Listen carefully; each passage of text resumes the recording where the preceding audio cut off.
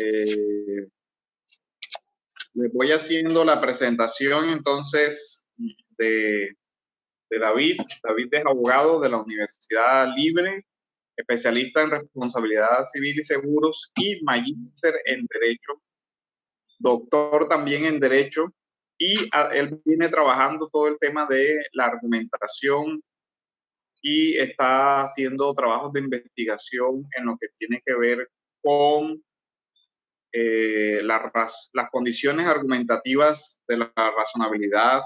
El doctor David trabaja con la rama judicial y accedió a colaborarnos con este tema de la clase.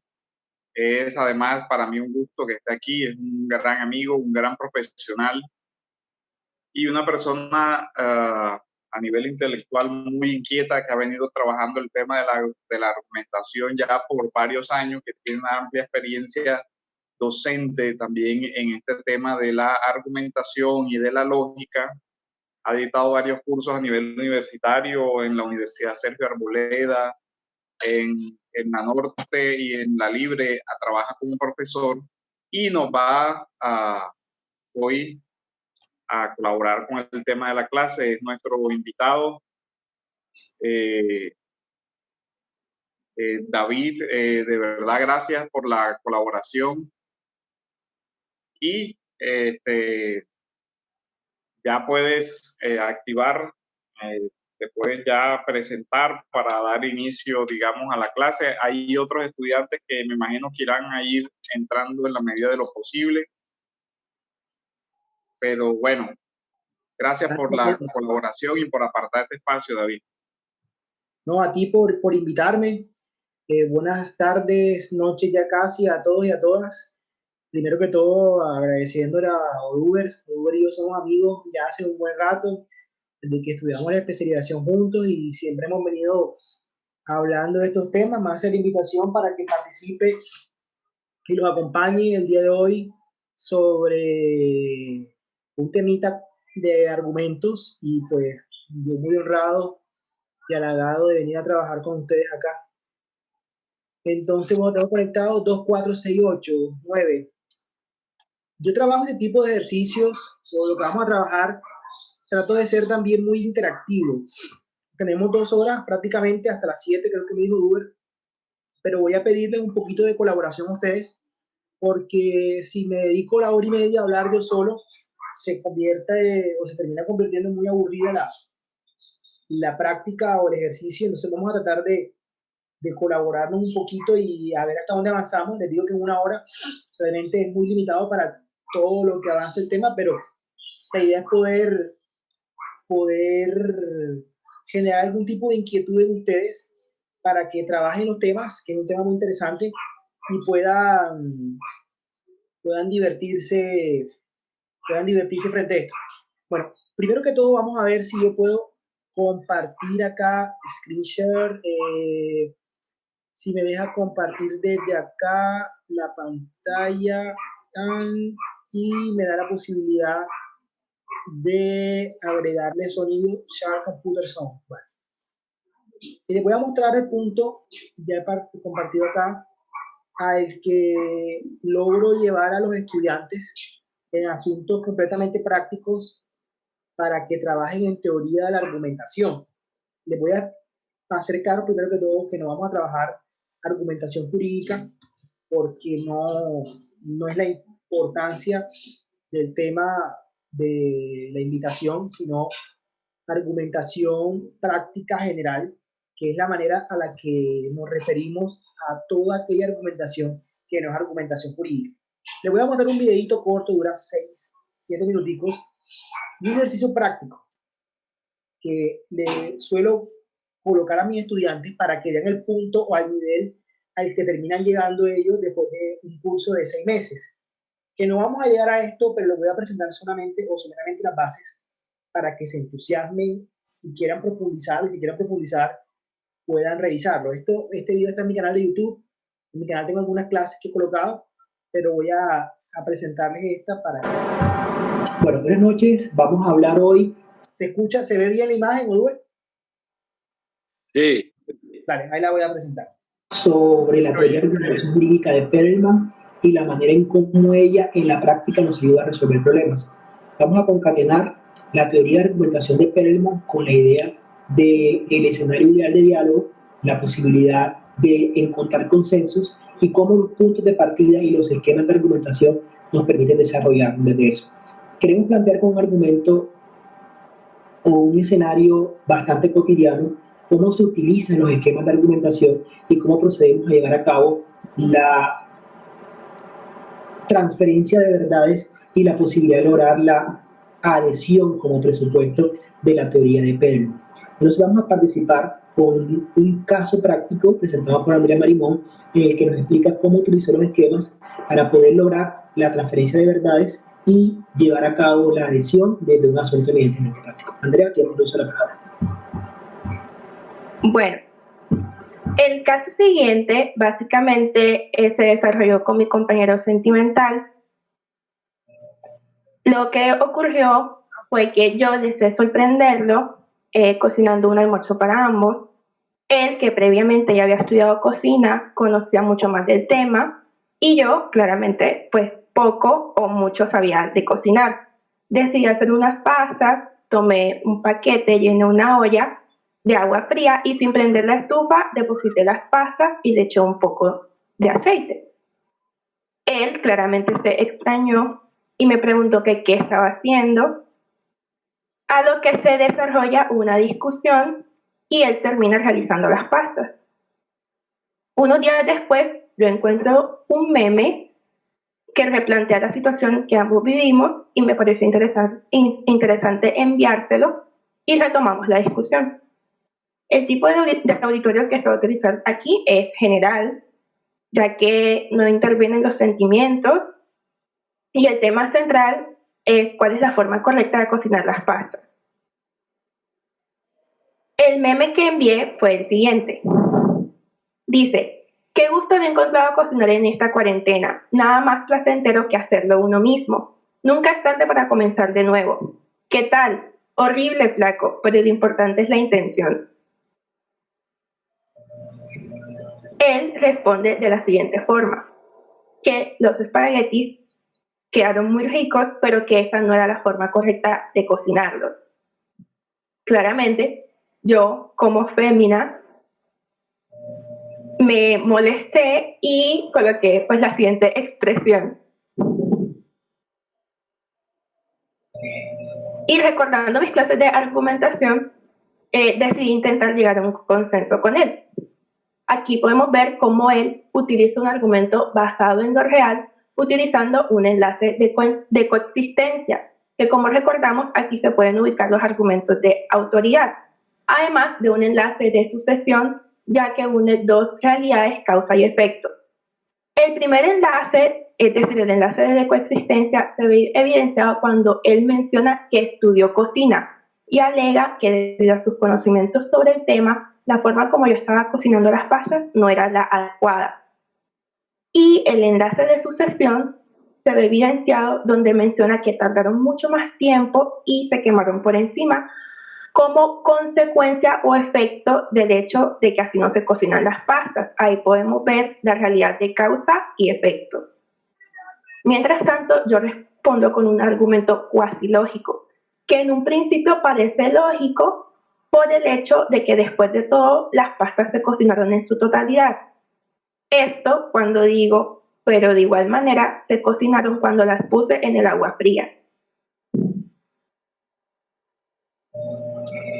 En esta parte de la conversación, él menciona que la forma como él lo plantea es la única manera correcta de cocinar las pastas.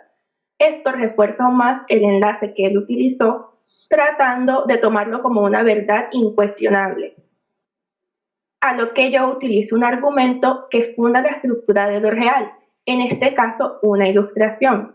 Tomé una captura de pantalla de un artículo web que me sirvió para reforzar mi argumento. Era un artículo que hablaba sobre las más de 10 formas de cocinar las pastas, entre esas la que yo había utilizado.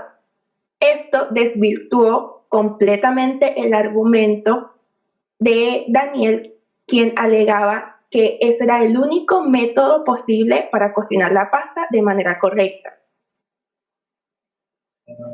La siguiente imagen fue la imagen que utilicé para reforzar mi argumento.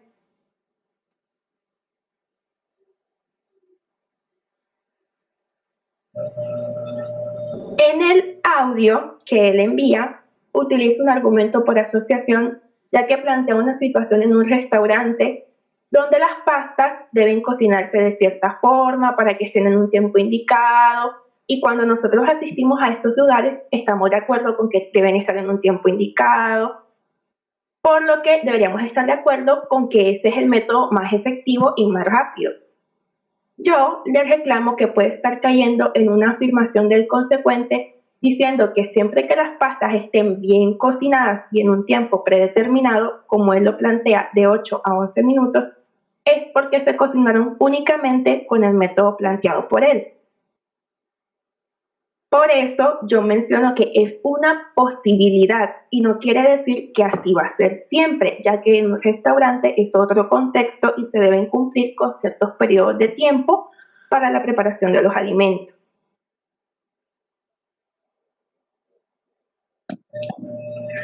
Finalmente se pudo llegar a un consenso encontrando un punto en común. ¿Cuál fue?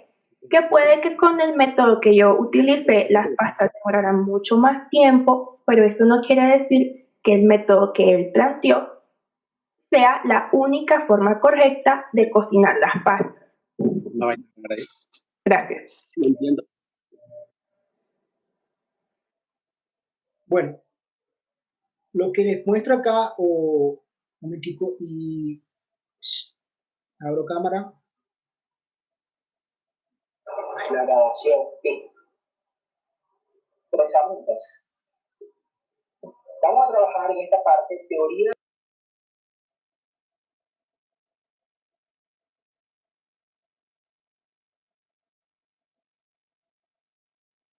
Bueno, les presento este video como una manera de hacer referencia a la forma en que terminamos nosotros utilizando la argumentación en la práctica. La argumentación es una forma de lenguaje, una forma de expresarse, es una forma de saber hablar. Entiendo que Uber me invita a este curso porque se trata de una preparación teológica en donde la argumentación es muy importante, en donde puede plantearse una gran diferencia entre decir las cosas y saber decir las cosas. Entonces, por eso tienen que tener la competencia, y es una competencia que marca la diferencia o un derrotero dentro del desarrollo o del ejercicio del conocimiento religioso, sobre todo cuando se quiere transmitir el conocimiento religioso. Hay unas fases dentro del discurso que tienen que aprender a manejarse, y la argumentación te da a ti todo ese bagaje para poder hacerlo. Entonces, por eso entiendo la importancia de poder trabajar este tema con ustedes el día de hoy, y la importancia, para los que no la conocen, de poder llevar a cabo este tipo de desarrollo conmigo el día de hoy. Entonces, ¿qué quiero mostrar? Voy a compartir las diapositivas para introducir el tema. Regale un momento.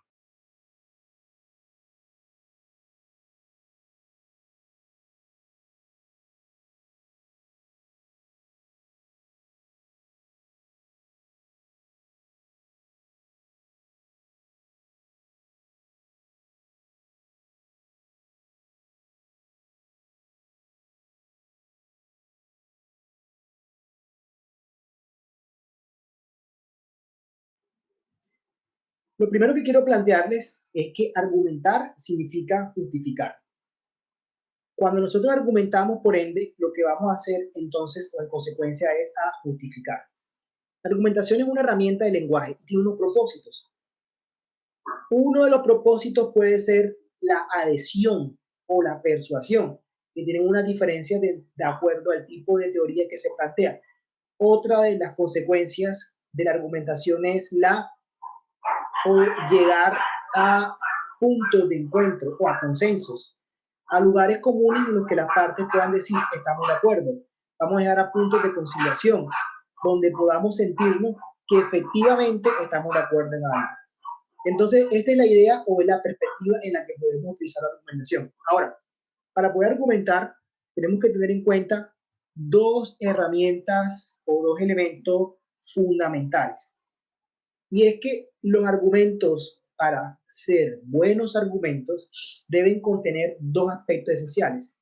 Primero, una estructura lógica y segundo, una fuerza o capacidad de convicción. Yo coloco acá en general, pero muy puntualmente, quiero que tengan en cuenta estos dos puntos. Un argumento debe tener, uno, estructura y segundo, fuerza o capacidad de convicción. El hecho de argumentar es una forma de razonar que termina pasando por unas etapas de la mente en la que culminamos expresando los argumentos. El razonar tiene unas bases que se encuentran fijadas en el pensamiento y sobre eso existen teorías psicologistas que se encargan de explicarlo. Pero tenemos que tener muy claro que en síntesis todo este proceso está enmarcado o va de la mano con una parte muy primordial o muy esencial que termina siendo el hecho de que argumentar tiene necesariamente que respetar una estructura lógica. Por esa razón, cuando hablamos de argumentos deductivos, lo que vamos a hacer es centrarnos en algo puntual que es la estructura lógica. Quiero plantearles un ejemplo. Veamos. El razonamiento o en esta imagen. Yo puedo plantear en esta imagen el simple hecho de observar y decir, ¿qué veo en la foto? En la foto veo una señal y yo puedo preguntar a los que están presentes. Bueno, ¿qué significa? Me van a decir, no, prohibido parquear o prohibido estacionarse o definitivamente prohibido detenerse. Pero si yo les llegara a preguntar en esa imagen si debe sancionarse a la patrulla, a la ambulancia que se encuentra ahí, no sé si alguien me alza la mano y me dice, ¿qué piensan? ¿Debe sancionarse o no debe sancionarse?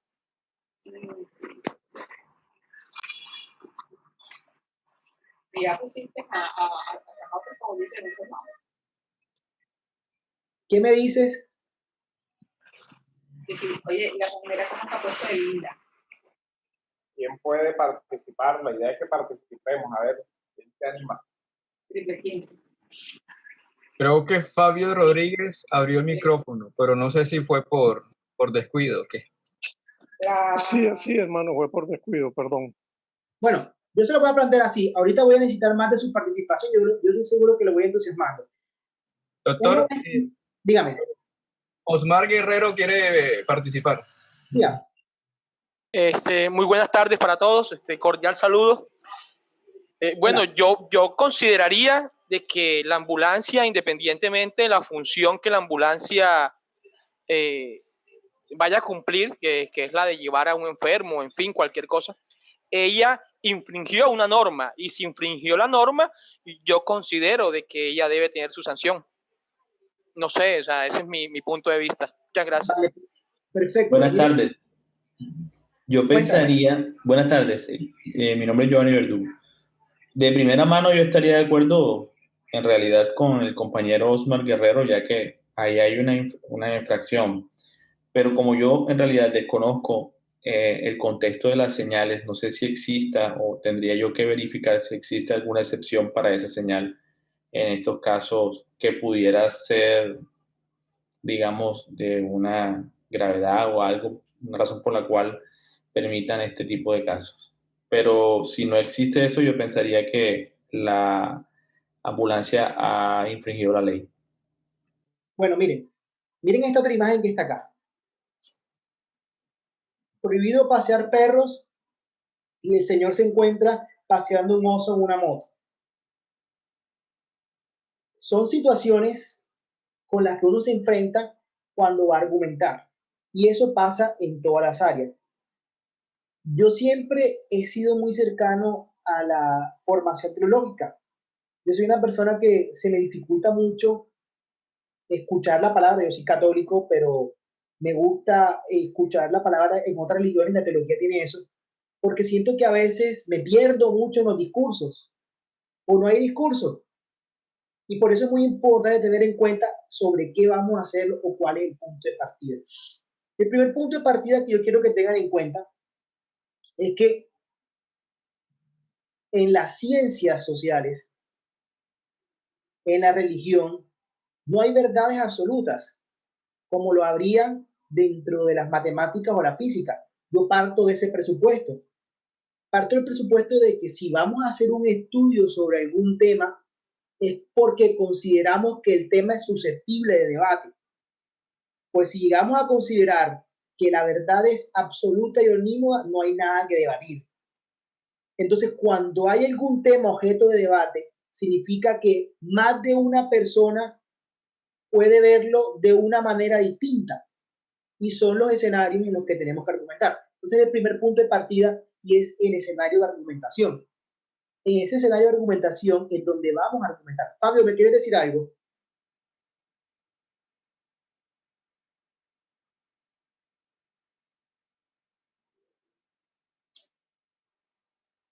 Bueno, parece que se perdió la cámara.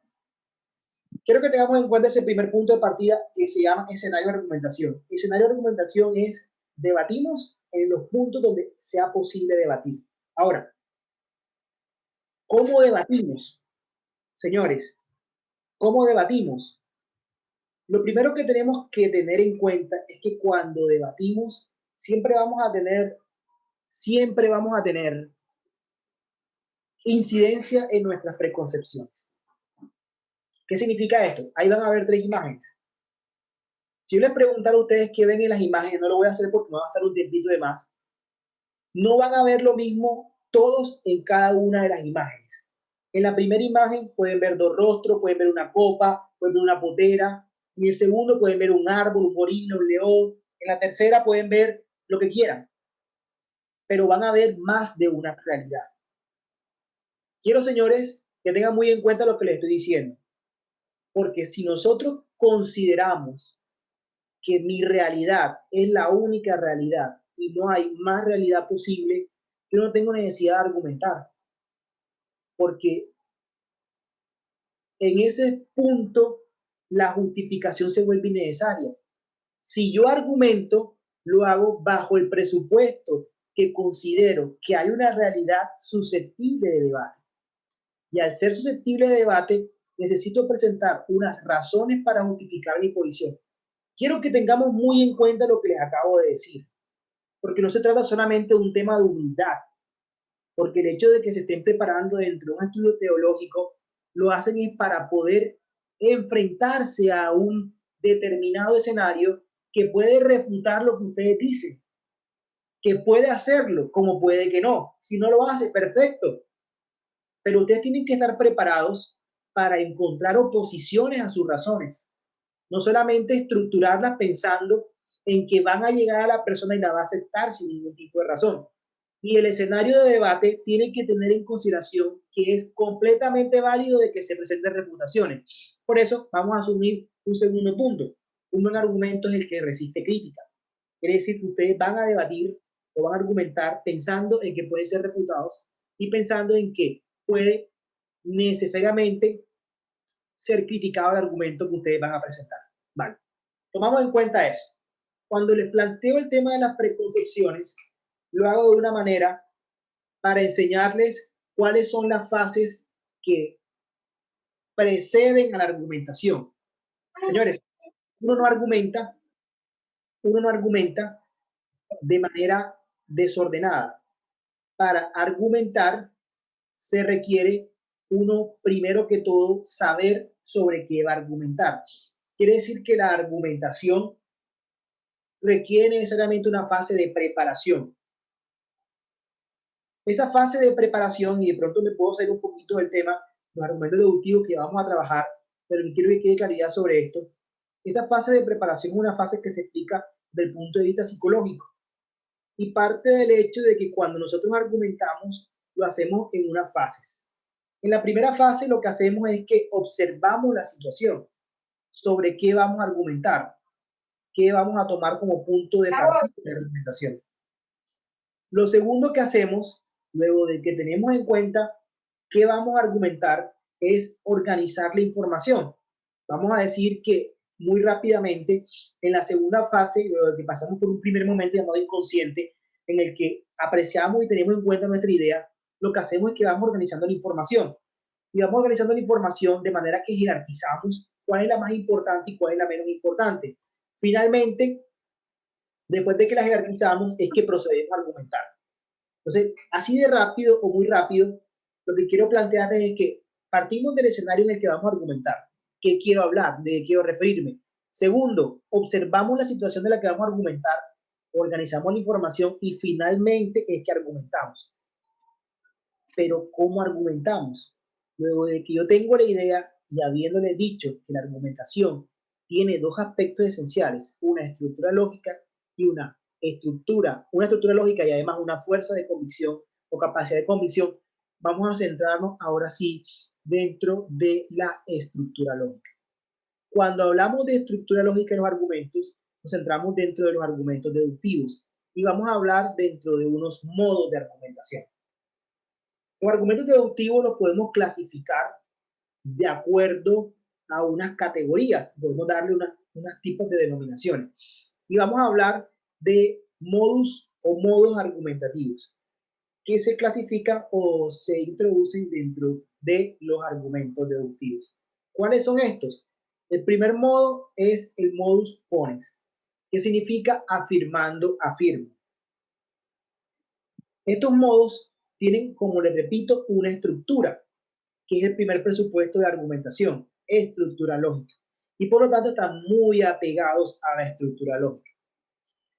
Se caracteriza porque el primer enunciado necesariamente es un enunciado que contiene una afirmación donde hay dos elementos, antecedente y consecuente. Repito, se caracteriza porque el primer enunciado es una afirmación donde hay dos elementos, un antecedente y un consecuente. Vamos a decirle al antecedente o vamos a denominarlo con la letra P y vamos a denominar el consecuente con la letra Q. Y vamos a sostener que dentro del modus ponens va a existir tres lineamientos a los que le vamos a denominar premisas. Vamos a hablar a una como premisa mayor, una como premisa menor y una como conclusión. Vamos a sostener que la conclusión se encuentra apoyada por premisas y que la premisa apoya las conclusiones. Entonces, a partir de esto vamos a dar un concepto de argumento. Y este concepto de argumento lo vamos a establecer desde la estructura. Un argumento es un conjunto de razones. Repito, un argumento es un conjunto de razones en el que existirán unas razones que apoyan a otra razón. Las razones que apoyan a la otra razón se denominan premisas y la razón apoyada se denomina conclusión. Voy a volver a retomar la idea. Desde la estructura lógica, lo que hacemos nosotros es argumentar. Y la argumentación se basa en unos elementos, premisas y conclusión. Desde esa estructura, un argumento será un conjunto de razones, en la que unas razones son premisas y otra es conclusión. Las razones denominadas premisas tienen como propósito apoyar o justificar la razón denominada conclusión. La razón denominada conclusión será aquella que se encuentre justificada o apoyada por la razón denominada premisas. Por lo tanto, un argumento es un conjunto de razones en el que unas razones se denominan premisas y otras razones se denominan conclusión. Esta noción lógica de argumento nos da a entender entonces que existirán mínimamente dos premisas y una conclusión. Pero las premisas a su vez son distintas. Porque cuando nosotros estructuramos un argumento, vamos a tener dos tipos de premisas. Nos vamos a referir a una premisa como premisa mayor o premisa normativa y a una premisa como premisa menor o premisa fáctica. Ellas pueden estar contenidas en el orden que ustedes quieran. en la parte superior o en la parte inferior. Pero siempre deben haber dos premisas, la premisa mayor y la premisa menor. La premisa mayor o premisa normativa va a contener dos elementos, un antecedente y un consecuente. Voy a repetir toda la idea para los que van tomando apuntes. Argumento, conjunto de razones. Las razones pueden ser premisas y conclusión. La conclusión es apoyada por premisas. Las premisas apoyan la conclusión. En las razones llamadas premisas vamos a encontrar dos distintas: premisa mayor o normativa y premisa fáctica o menor. La premisa mayor o normativa va a tener a su vez dos momentos o dos partes o dos fases o dos elementos, un antecedente y un consecuente. Nos vamos a referir al antecedente con la letra si P y nos vamos a referir al consecuente con la letra Q, y va a haber un conector que se va a llamar entonces. La premisa mayor, que puede estar en cualquier orden, siempre va a tener un si P, entonces Q. La premisa mayor siempre va a tener estas dos partes, antecedente y consecuente. Entonces, vamos a llamar a la premisa mayor a aquella que en su estructura siempre tenga un antecedente y un consecuente. La premisa menor va a ser aquella premisa en la que se realice de acuerdo al modo, ya sea la afirmación del consecuente o la negación, la afirmación del antecedente o la negación del consecuente. Repito, la premisa menor va a ser aquella en la que se realice ya sea la afirmación del antecedente o la negación del consecuente de acuerdo al modo. Pero nunca va a tener dos elementos. Solamente la premisa mayor va a contener esos dos elementos, antecedente y consecuente.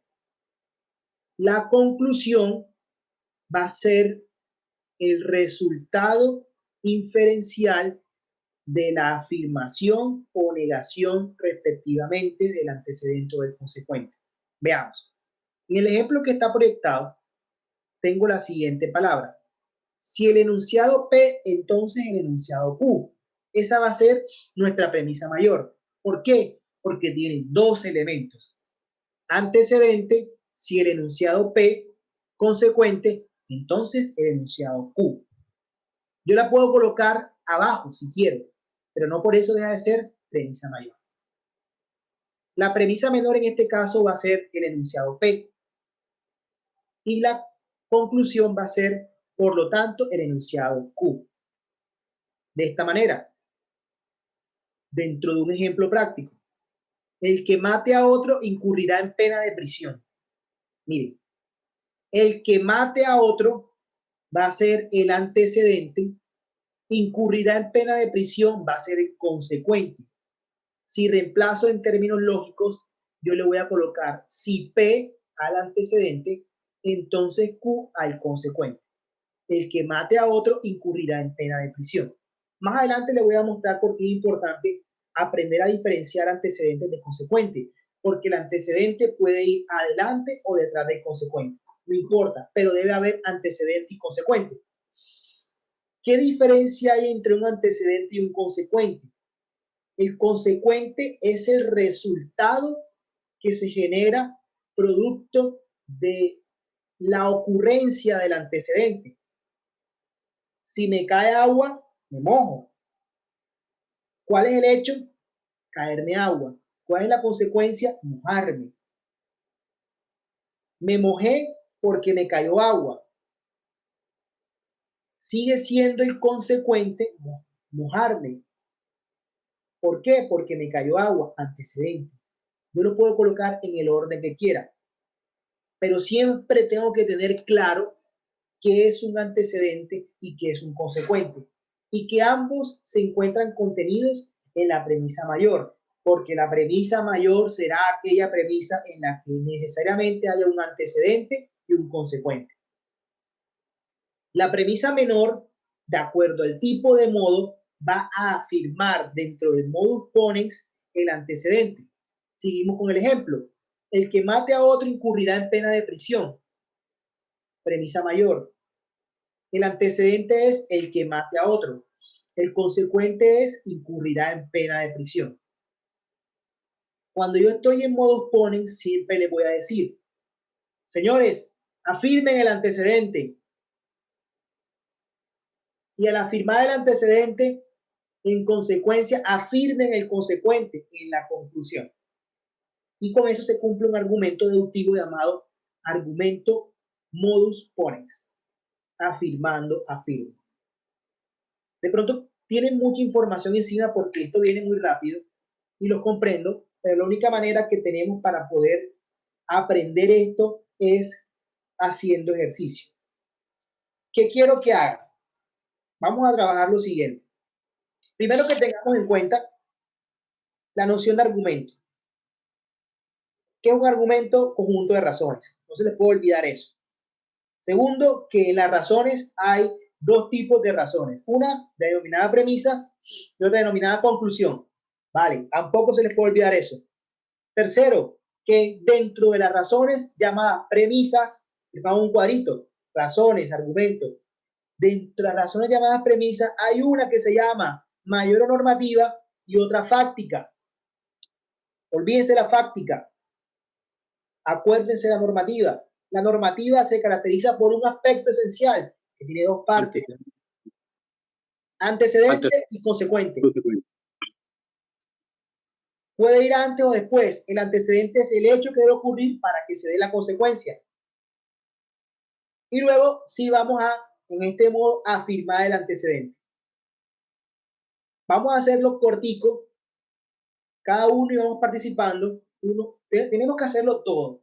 Porque para poder avanzar dentro de los 5 modos que traigo, y quiero trabajar un poquito una lógica de Turing para darles una base frente a eso, necesito que me trabajen el ejercicio cada uno de su parte en 10 minuticos y vamos resolviendo las dudas. Entonces, si tienen un cuadernito, vayan identificando un argumento en el que tengan un antecedente y un consecuente. Miren cómo lo tengo yo. El que mate a otro incurrirá en pena de prisión. Así, si me mojo, me resfrío.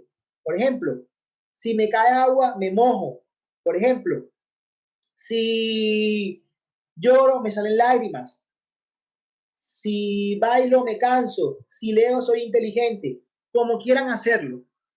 Pero quiero que hagan cada uno dentro de su cuaderno un ejercicio en el que identifiquen antecedente y consecuente. No sé si de pronto estoy haciéndolo muy despacio y lo estoy pechichando mucho porque lo estoy trabajando muy lento, pero quiero partir del presupuesto de que estamos dentro de un conocimiento muy básico y ahora que vea el ejercicio me voy a dar cuenta en qué nivel se encuentran cada uno. Y si lo estoy pechichando mucho, también me doy cuenta de eso, porque a veces, no crean, mis estudiantes me dicen, profesor, usted nos pechicha mucho, cree que somos muy niños, muy pelados, todo eso es muy básico, pero tampoco quiero que digan, usted va muy rápido, vamos a ver cómo está el equilibrio, y quiero entonces cómo lo van trabajando cada uno, que no sea un tema extraño, y lo vamos viendo a ver el nivel en que nos encontramos. Entonces, 5 minuticos, 6 y 11, las 6 y 15, me participan cada uno con un ejemplo de premisa mayor, únicamente, premisa mayor. Vamos a darle.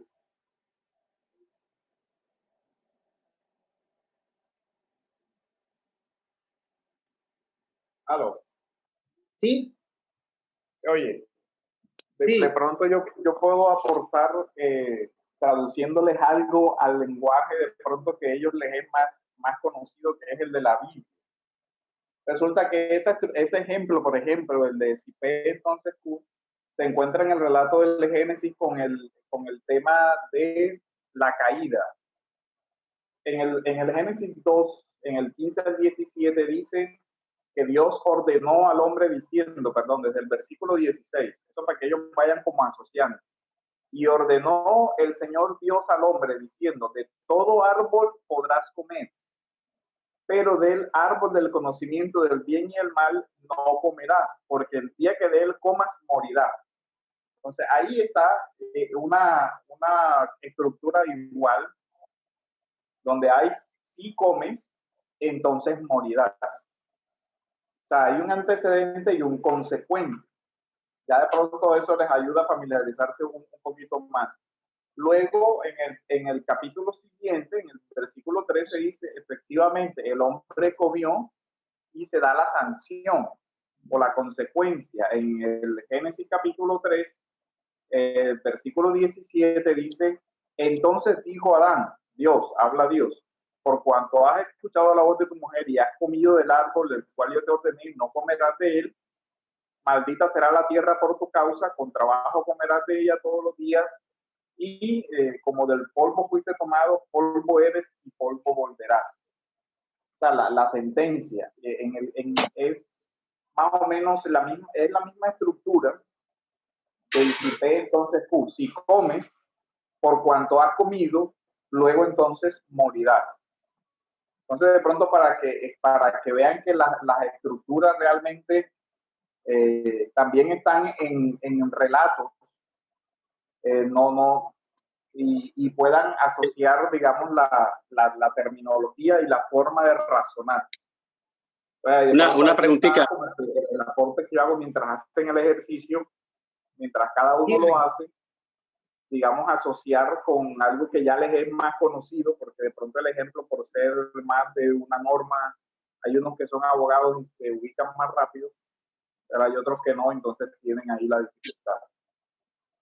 Una pregunta, pastor. ¿Entendió esa parte? Aló. Pastor. Bueno, hermano Gaspar. Una pregunta.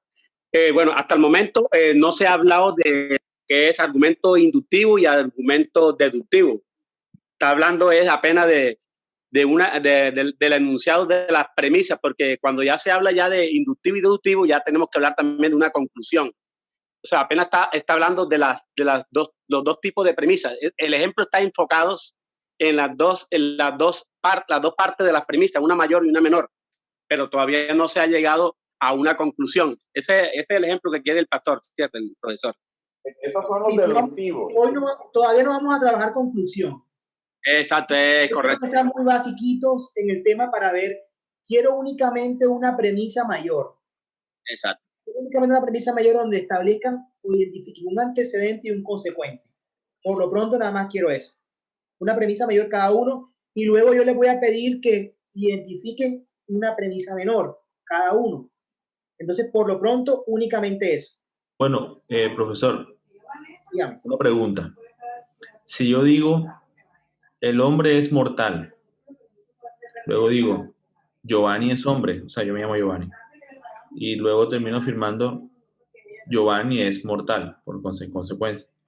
La premisa mayor sería, el hombre es mortal. Ok. Sí, señor. Bien, vale.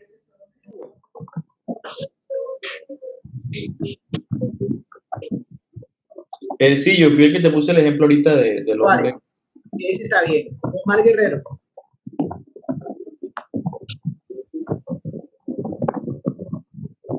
Hola, ¿qué más? Buenas. Mira, listo. Llegué un poquito, estaba ocupado, pero creo que capté la explicación que estabas. Llegó alguien en el momento, me tocó atenderlo. Pero bueno, en torno a lo que alcancé a entender sobre las premisas, bueno, yo podía plantear, todas las aves tienen plumas y un pico. Hasta ahí, premisa mayor. Las gallinas tienen pluma y un pico mayor. Las gallinas tienen plumas y un pico. Conclusión, las gallinas son aves. O sea, es una manera de hacerla. Vale, pero entonces mire lo que estamos entablando en el derecho, lo que te entiendo. Lo que quiero que vayan teniendo en cuenta. ¿Cómo? Sí, vale, está bien hecho. Tanto el de Giovanni como el tuyo, Omar. Pero para los que siguen, para seguir lo que voy a trabajar adelante, quiero que tengan en cuenta las propiedades que están hablando. Las gallinas tienen plumas, todas las aves tienen plumas y pico. Todas las aves tienen plumas y pico. Fue lo que creo que me dijo el presidente. Correcto. Miren lo que estoy planteando. Hay un antecedente y hay un consecuente. Todas las aves tienen gallinas, tienen picos y plumas. Entonces, acá estoy colocando el consecuente al inicio. y estoy colocando el antecedente al final. Tienen que identificar ustedes a qué le van a colocar la letra P y a qué le van a colocar la letra Q, porque lo pueden hacer de manera intuitiva, pero es muy importante que identifiquen qué es dentro de esa premisa del antecedente y qué es dentro de esa premisa el consecuente, o qué es dentro de esa premisa la P y qué es dentro de esa premisa la Q, porque después yo les voy a decir, afírmame el antecedente o niégame el consecuente. Y es muy importante que tengan muy en cuenta a qué le están agregando la asignación o para ustedes qué es el antecedente y qué es el consecuente. Porque dentro de una oración puede cambiar el antecedente y puede cambiar el consecuente de acuerdo a cómo lo están mirando. Por lo pronto simplemente estamos haciendo estructuras lógicas que son estrictas, pero quiero que tengan en cuenta que también los ejercicios, pero después, para evitar que se enreden, tienen que tener en cuenta esa clarificación que les dice. Ahora lo vemos. Freddy Guerrero. Doctor, explíqueme lo siguiente. Un soltero es un hombre que no se ha casado, por tanto es una persona libre. Tienes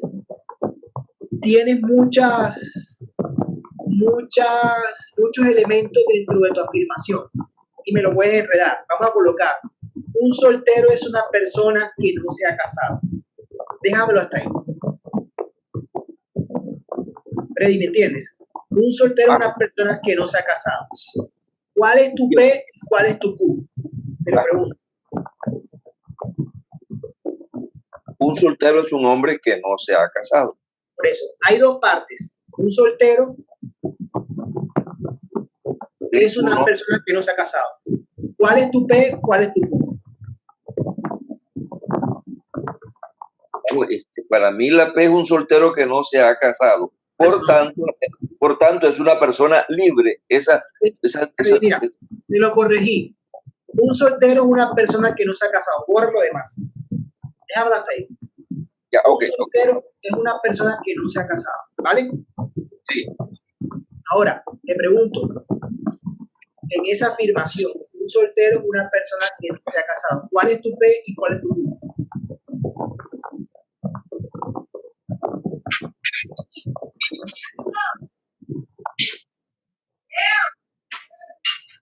Un soltero es un hombre.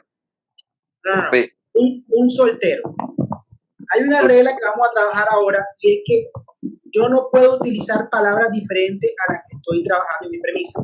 Un soltero es una persona que no se ha casado. De Freddy, colócala arriba con un paréntesis A. Un soltero, le pones la P.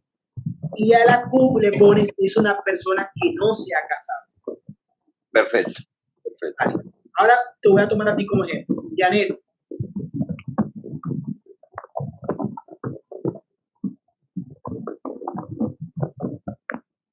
Janet Mansur. Para yo alzar la mano como hago aquí.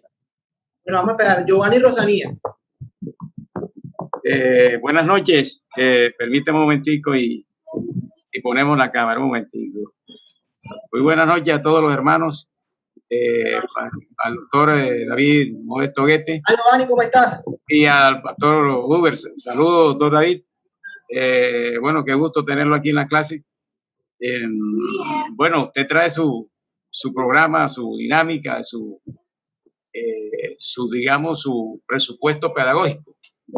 De pronto, como aporte a los hermanos y bueno, a la clase, con todo respeto, por favor, por supuesto, de pronto considerar esto, que cuando usted le hacía la pregunta al hermano Freddy, el tema, hermano Freddy, es, no, sin yo pues querer ocuparla, es decir, sustituir al tutor en este caso, sino como un aporte, es que tenemos dos elementos. Entonces creo que el tema, como para hacerlo un poquito, hacer un aporte de manera que, digamos, que se vuelva más digerible, es que se trata de relaciones, ¿sí? Ahí hay una relación. Si P, entonces Q, si P, Q. Entonces, como para contribuir un poquito digamos, a romper, a quebrantar un poquito el silencio que se da en los ejercicios. Es decir, Entonces, se trata de relaciones, ¿sí? Se trata de relaciones que se establecen. En este caso, pues, es el tema del modus ponens es una relación afirmativa, ¿sí? Donde hay dos elementos, o sea, un P, un elemento Q, un elemento, perdón, P y un elemento Q. Entonces, quería como hacer ese comentario, pues, ese aporte, digámoslo de esa manera. Vale, Giovanni, ¿cómo es tu ejemplo? ¿Cómo lo llevas tú? Bueno, yo no lo anoté, pero sí lo tengo en la... yo tomé una cita bíblica que en el mundo, digamos, cristiano es supremamente conocida. En el mundo cristiano, sea católico, sea evangélico, es supremamente conocida. Es sencilla. Marcos 16:16. Dice, el que cree en mí y sea bautizado será salvo. El que no, será condenado. Me parece que es una cita que, bueno, está lo teológico y está lo que, digamos, lo que estamos ahorita en la clase que estamos, que es argumentación. Creo que se presentan los dos elementos, el elemento secular, que es la argumentación, y el elemento bíblico, sí, de esta manera. Entonces, articulo las dos secciones, la bíblica y la argumentación como una aplicación para explicar lo bíblico. ¿Sí? En este caso, pero entonces, primero lo que pasa es que tú estás un poquito más avanzado y de pronto este tipo de afirmaciones todavía no voy a llegar hasta allá porque no todos están a tu nivel y termino enredando, por eso parte del presupuesto de una... No, lo entiendo, claro. Básica, y luego voy avanzando. Lo que estoy haciendo yo es algo muy básico. Y yo sé que claro, lo entiendo. Bien, pero si me trabajas de esa manera, me cambias el modo, entonces me cambia el ejercicio. Bueno, vamos a ponerlo, vamos a hacer algo. Esa cita, no la vamos a utilizar completa. ¿Sí? No la utilizamos completa. Hazme la básica, Giovanni, hazme la básica.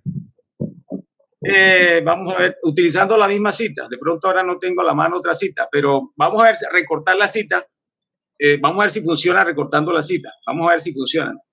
El que cree en mí será salvo. Vamos a hacerla más sencilla.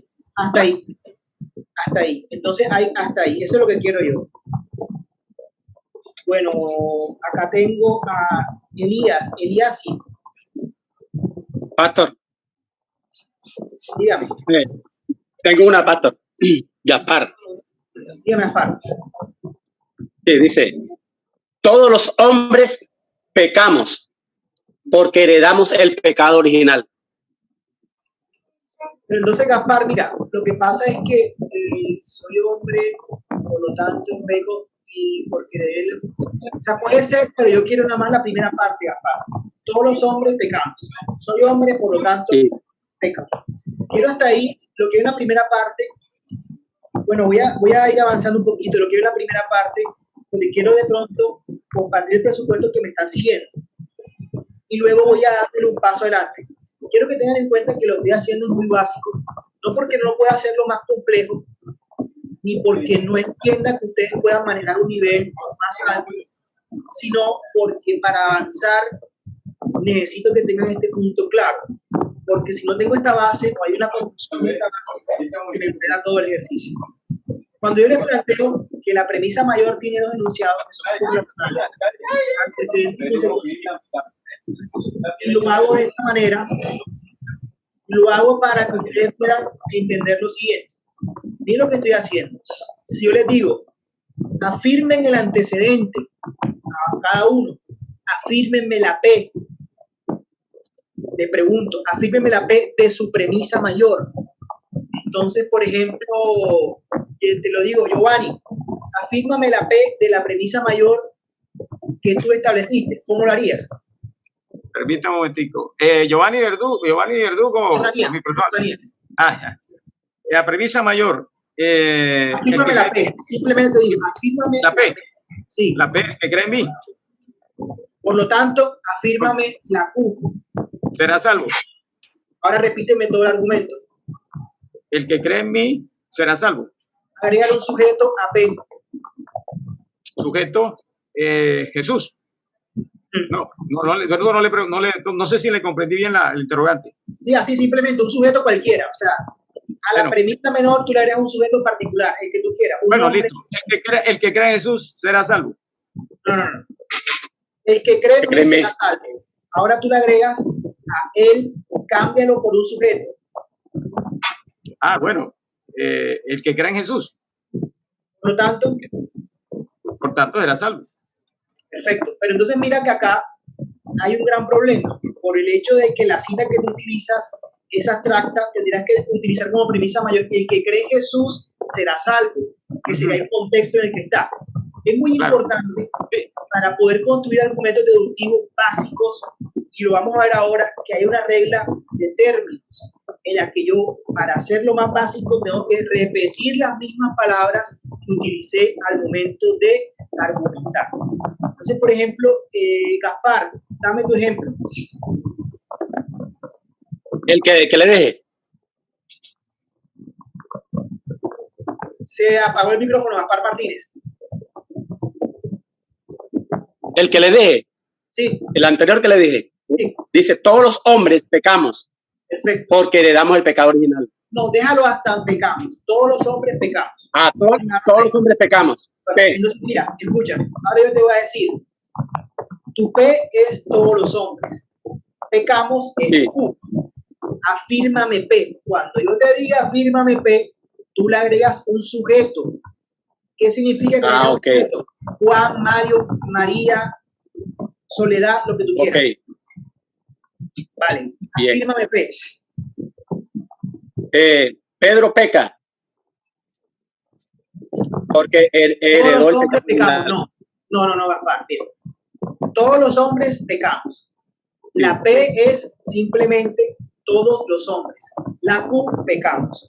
Por eso es importante que tengan una hojita y la vayan subrayando para que tenga mayor facilidad.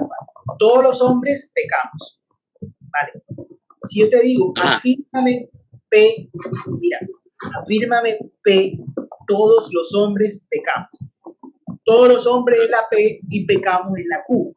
Te digo, afírmame P, simplemente. Para afirmar P, le agregas un sujeto. Afirma P. Un nombre cualquiera. Sí, un nombre cualquiera. Jesús. Es hombre. Jesús es, ya entendí ya. Jesús es hombre.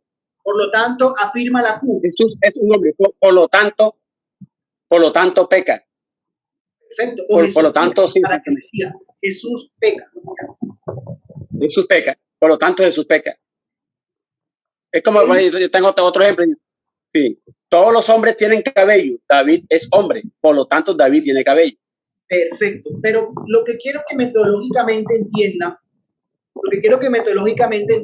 es que hay una estructura dentro de esto, antecedente y consecuente, que tienen que repetir las mismas palabras para que se pueda llevar a cabo un fenómeno que se llama inferencia necesaria de la conclusión a las premisas. Lo que estoy haciéndoles ahora es una parte muy básica. Los argumentos deductivos, cuando yo les hablo de la lógica de los argumentos como primer plano, lo hago de propósito de señalarles que cuando nosotros manejamos esto, estamos obligando a la mente a que haga algo que es cuadricularse.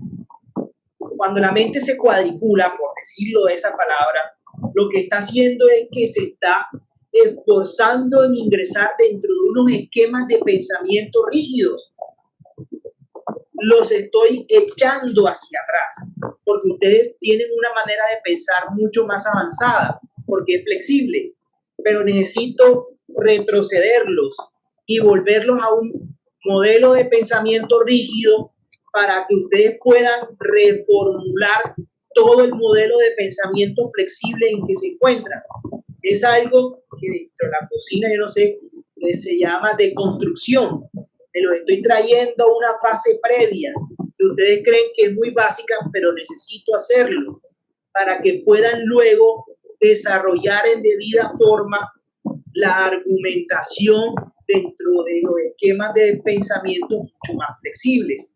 Si no logro que tengan el pensamiento rígido, no pueden aprender a estructurar el pensamiento flexible. Ustedes pueden creer que lo que digo es muy básico e innecesario, pero es completamente falso. Necesitan este pensamiento rígido para poder desarrollarse en pensamientos más flexibles, como fue el ejemplo que les mostré previamente. Entonces, por ejemplo, cuando ustedes van a hablar sobre Giovanni necesita un versículo de la Biblia. Si alguien quiere hablar y tomarlo como premisa mayor y a partir de ahí presentar un discurso, tienes que entender que es una premisa mayor y que tiene dos elementos mínimos, un antecedente y un consecuente. Por lo tanto, siempre que vayas a llegar a tu conclusión, tienes que tener en cuenta el consecuente como punto de llegada. Y no lo vas a decir como lo planteo ahora, si P entonces Q, P entonces Q. Lo vas a decir con otras razones. Pero si no tienes en cuenta que es tu premisa mayor, que es tu premisa menor, a qué debes hacerle énfasis, se te diluye el discurso. A ese es el punto al que se llega. Por eso comienzo con algo tan básico que ve uno en matemática primaria. Pero las clases de argumentación jurídica inclusive nos llevan a nosotros al primer semestre de Derecho. Entonces, no quiero que se sientan de pronto como ofendidos, por eso se los dije al principio, es decir, pero el profesor me está llevando a algo muy básico, no es que necesito volverlos atrás.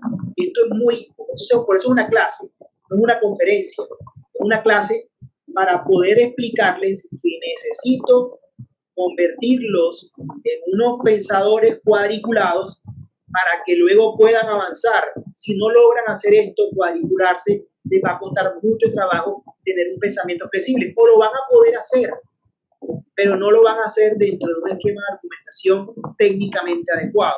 Ese es el problema. Entonces, por eso quiero hacerlo de esta manera. Bueno, Víctor Moreno, muéstrame tu ejemplo, a ver cómo lo hiciste.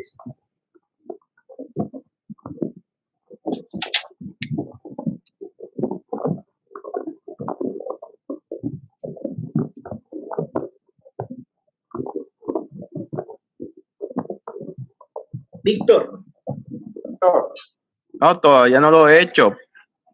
Lo estoy. Disculpa. Víctor, rapidito, un antecedente inconsecuente, lo que se te ocurra rápidamente.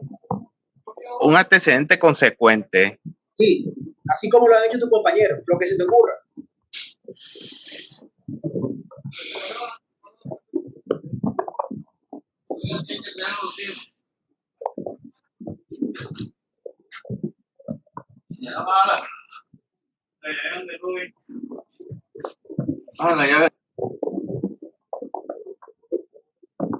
Víctor, como quieras, las aves vuelan, el sol alumbra, o sea, lo que quieras hacer. La tierra es plana. La tierra no es plana. Por eso, Víctor, pero vamos a colocarle otra. Vamos a ponerle otra cosa. Mira, Víctor, voy a poner así. Tu premisa mayor es: siempre que hay nubes, va a llover. No creo que vaya a llover. No creo. Bueno, Víctor, ese es el ejercicio. Vamos a ver, y vas tomando nota, Víctor, y luego ¿cómo es que se llama? Lo vas copiando. Eliasip.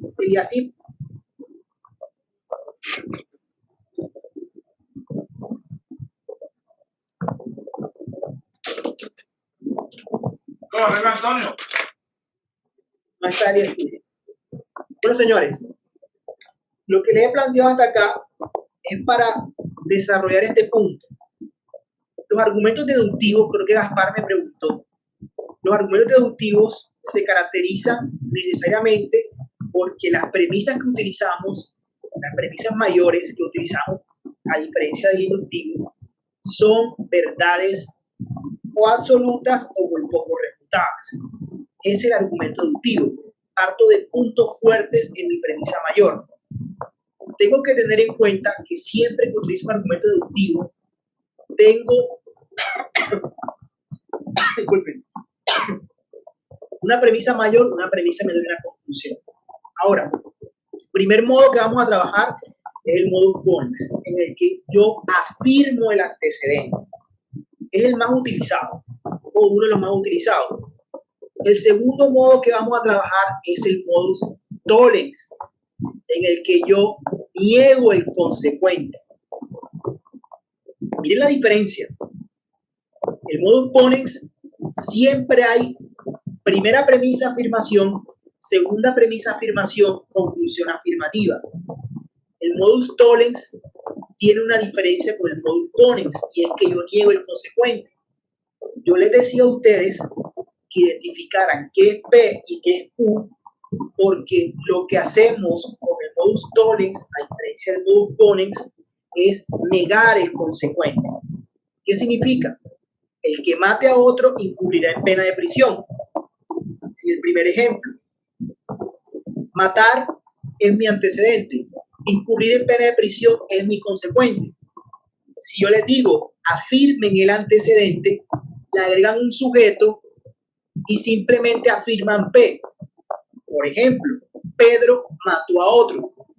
Y la consecuencia se sigue, y es Pedro incurrirá en pena de prisión, que es afirmando el consecuente. La conclusión, por lo tanto, será una afirmación del consecuente. Y la segunda premisa es una afirmación del antecedente. ¿De cuál antecedente? Del que se encuentra contemplado en la premisa mayor. ¿De cuál consecuente? Del que se encuentra contemplado en la premisa mayor. Dime, Giovanni. Disculpa. Una pregunta, como para afinar, como para ir afinando. Eso, las premisas, ¿qué calidad deben tener las premisas? Estamos hablando de lo que usted ha explicado, antecedente, consecuente. Entonces la pregunta, como le digo, es esta: ¿qué calidad tienen que tener esas premisas? Sí, sería esa la pregunta. Vamos a dejarlo hasta ahí. ¿Qué calidad, qué condición tienen que tener esas premisas? La única condición que debe tener es que la premisa mayor debe tener un antecedente y un consecuente. Ya tú la puedes construir con la fuente que tú quieras, de la extensión que tú quieras, pero necesariamente para poder construir un argumento deductivo básico tienes que tener un antecedente o algo que tú identifiques como antecedente y algo que tú identifiques como consecuente. Es decir, por lo pronto, lo que dice usted, dos elementos, antecedente y consecuente. De pronto mi pregunta iba dirigida hacia esto, en cuanto a la condición cualitativa, más específicamente, que si esa premisa en el aspecto de verdad o de seguridad, si teníamos ya que contar en un argumento deductivo, si ya tendríamos que contar con una premisa, con una condición, una calificación de certeza, de cierta certeza, o de cierta seguridad. Hacia lo cualitativo iba enfocada mi pregunta. Giovanni, la estructura lógica de los argumentos no me garantiza la verdad, simplemente me garantiza la inferencia. Por eso es la primera parte. Cuando yo hablo de la fuerza de convicción, que es más adelante, que son otro tipo de argumentos, ahí sí puedo debatir la verdad o la falsedad del argumento. Quiere decir que cuando yo hablo de estructura lógica, parto del presupuesto de que las premisas son verdaderas. Así. No estoy debatiendo nada. Ahora mismo estoy en una parte básica matemática. P, Q, P, por lo tanto Q. No analizo verdaderas o verdades, simplemente inferencias. Estoy en ese punto en este momento. Por lo que necesito únicamente que se concentre en la fase de la estructura de las premisas. Entonces, la diferencia entre el ponens y el tollens es únicamente que en el ponens afirmo el antecedente y en el tollens niego el consecuente.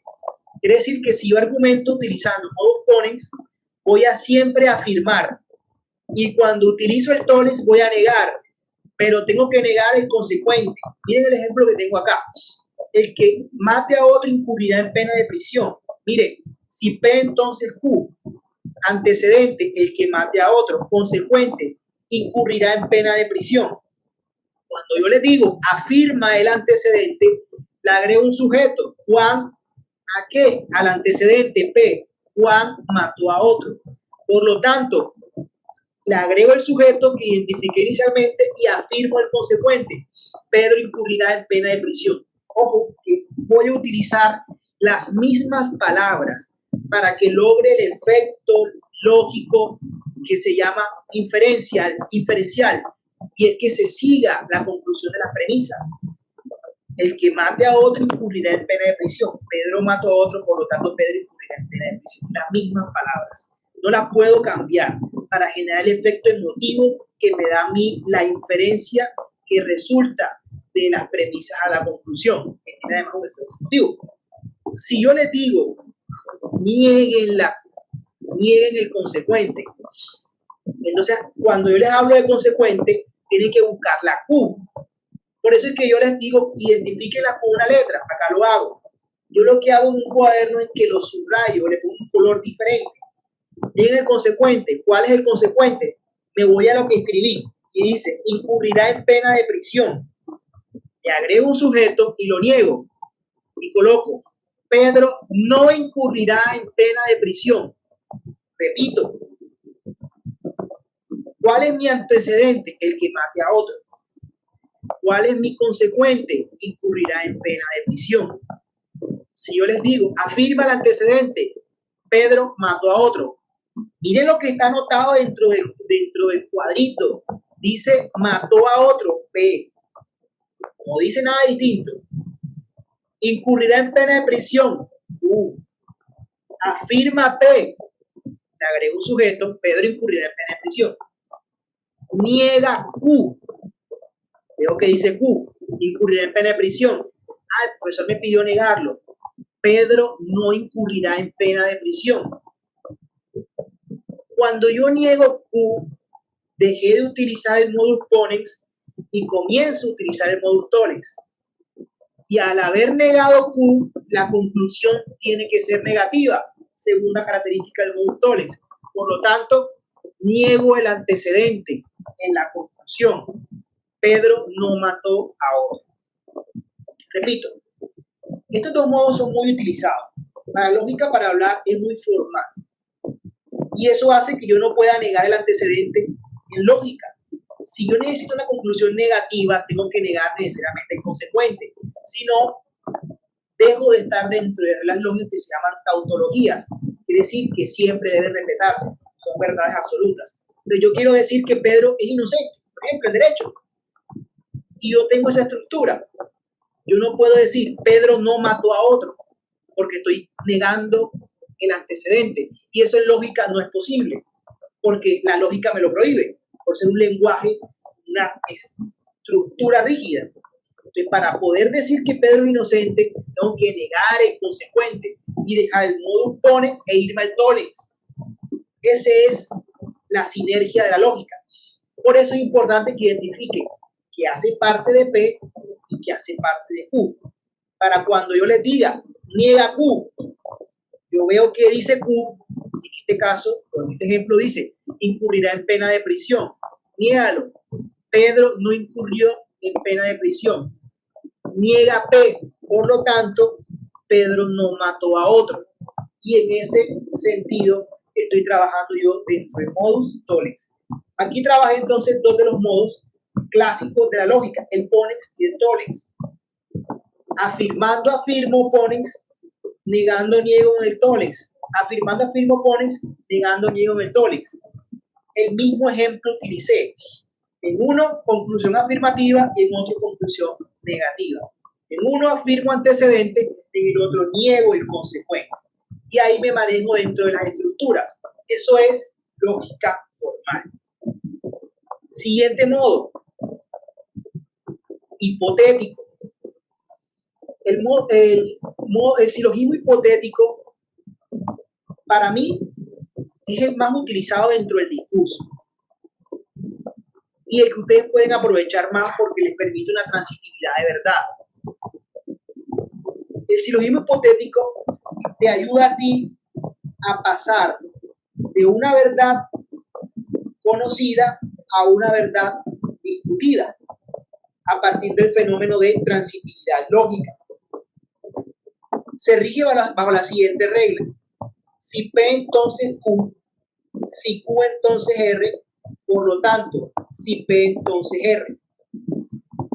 ¿Qué hace este modo?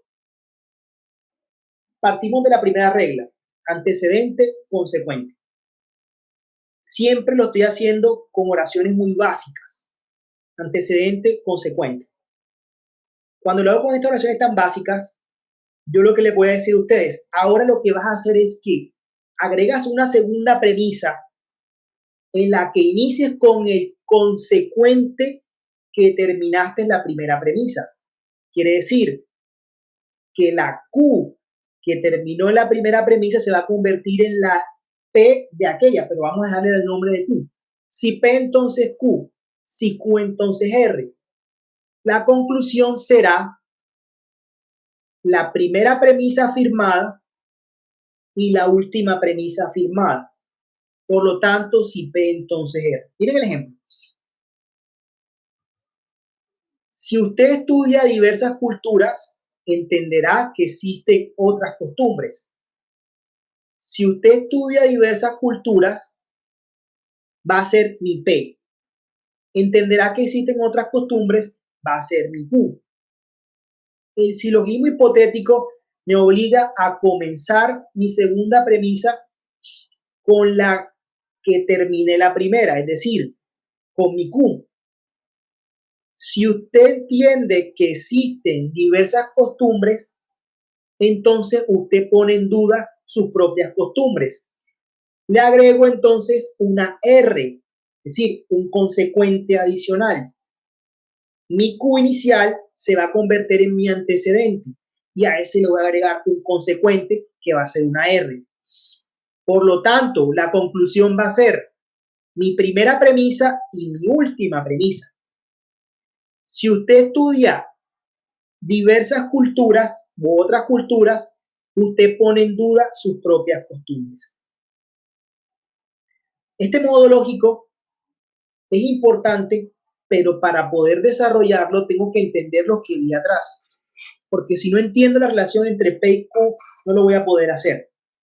Yo lo que estoy tratando de mostrarles es que algún día ustedes van a estar enfrente de un atril, presentando un discurso. Por ejemplo, uno que le escuché a Oduber. Oduber hablaba en su momento de que el cuerpo es templo de Dios.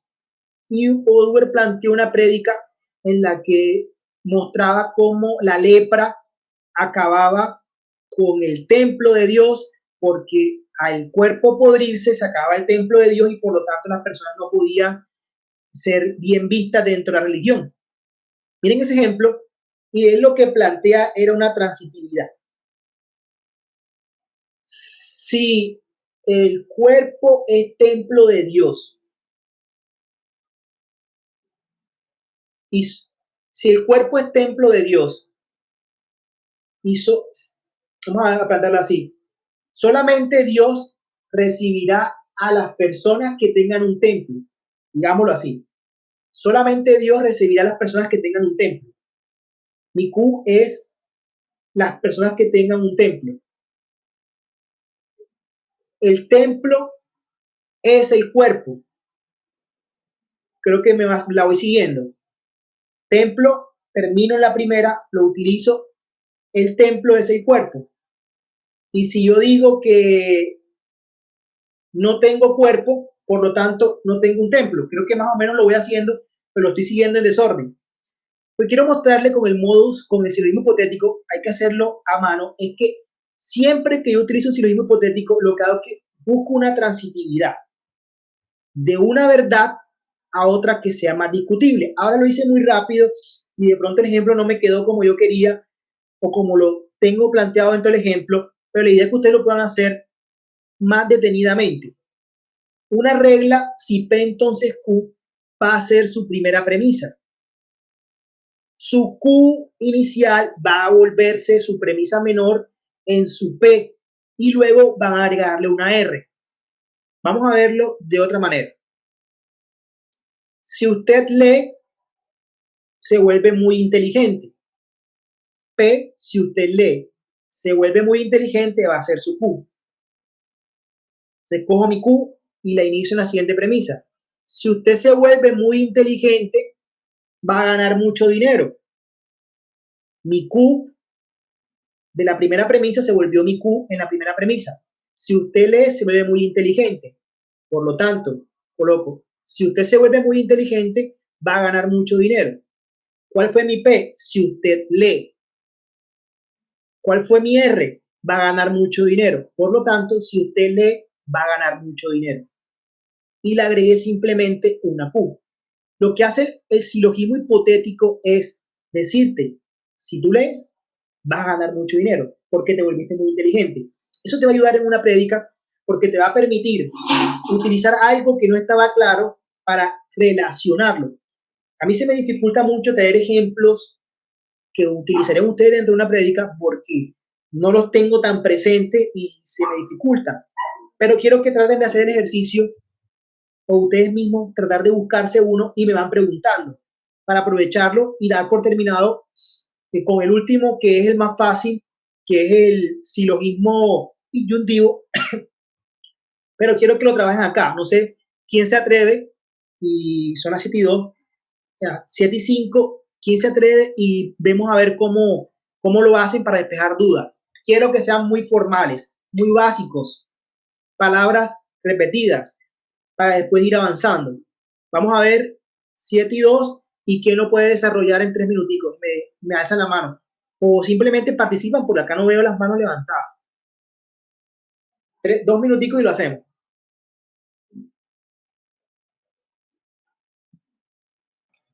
Doctor, Víctor tiene la mano levantada. Dale, Víctor. Bueno, tengo una que es desarrollado. Si tú tienes una mujer, no estarás solo. Si tú no tienes mujer, estarás solo. O ese es el argumento que estoy dando, o... No, Víctor, mira, te lo voy a arreglar. ¿Tienes dónde anotar? Sí. Si tú tienes una mujer, no estarás solo. Tiene que ser afirmativo los dos. No, pero mira, si tú tienes una mujer, no estarás solo. Colócalo así. Si tú tienes una mujer, no estarás solo. No estarás solo. Vale. No. Segunda premisa. Si tú no estás solo, eres feliz.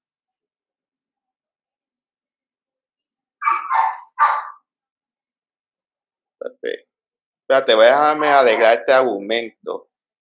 Quiero alegrarlo para que por eso, Víctor, suene bien. te la estoy repitiendo para que veas el ejercicio. Si tú tienes una mujer, no estarás solo. Ajá. Y P es, si tú tienes una mujer, no estarás solo, será tu Q. Siguiente premisa, comienzas con la Q. Si no estás solo, es tu Q. Si no estás solo, vamos a agregarle una R. Feliz. Eres feliz. Vale, es una R. Ahora, afírmame la P. Entonces. Afírmame la P. Bueno.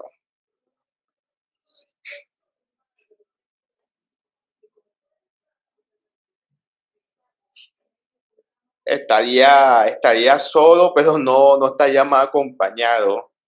No. Víctor, nada más léeme la P. Mira la primera palabra que te dije. Sí. Si tú tienes una mujer, no estarás solo. Subráyalo y colócala si tú tienes una mujer, es tu P. ¿Lo estás haciendo a mano? Sí. Si tú tienes una mujer, no estarás solo. Si tú tienes una mujer, coloca la letra P. Ya. No estarás solo, haré la letra Q.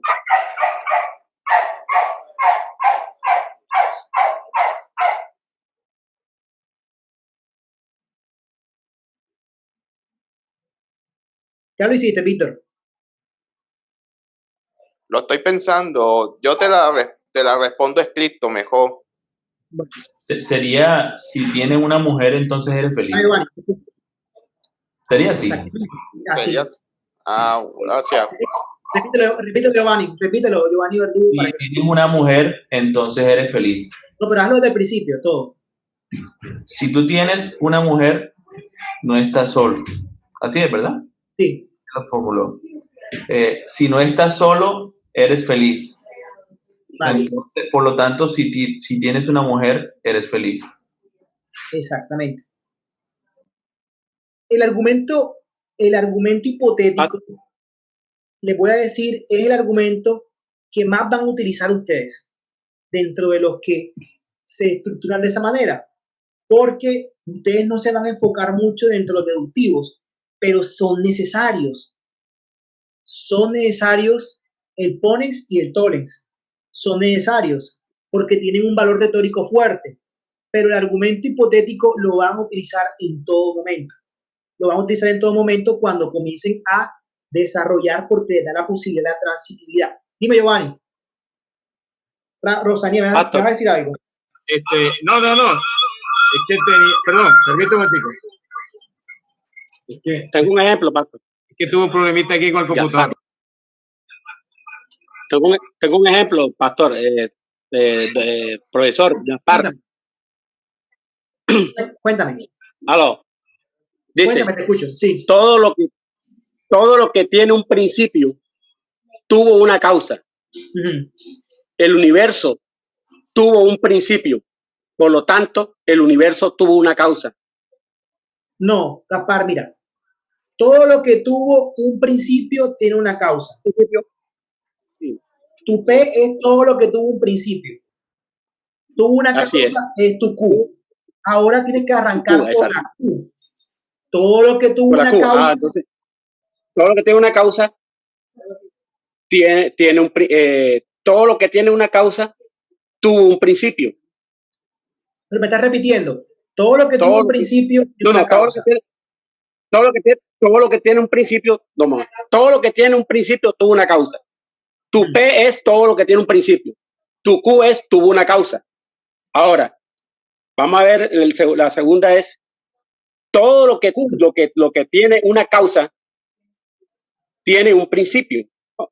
Pero no se me está repitiendo la P dos veces. Cámbiala. Cámbiala. Pon una R. Todo lo que tiene una causa es de Dios, por ejemplo. Todo lo que tiene una causa